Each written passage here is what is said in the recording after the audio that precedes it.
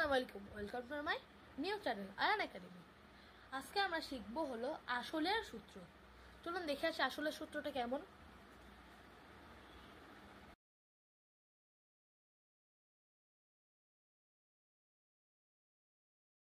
আসল সমান সমান মুনাফা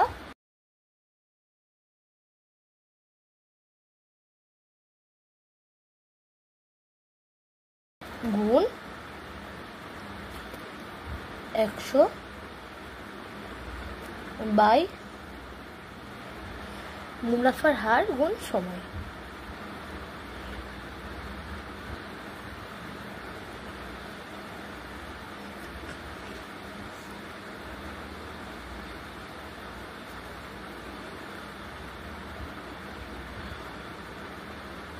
সময়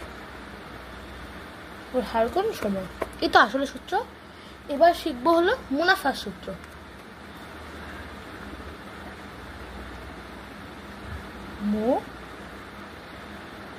মুনাফা সমান সমান মুনাফা সমান সমান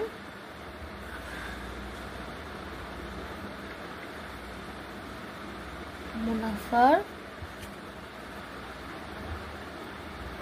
হার গুণ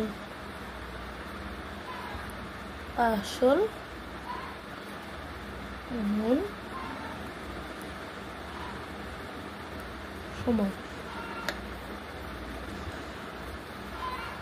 বাই 100।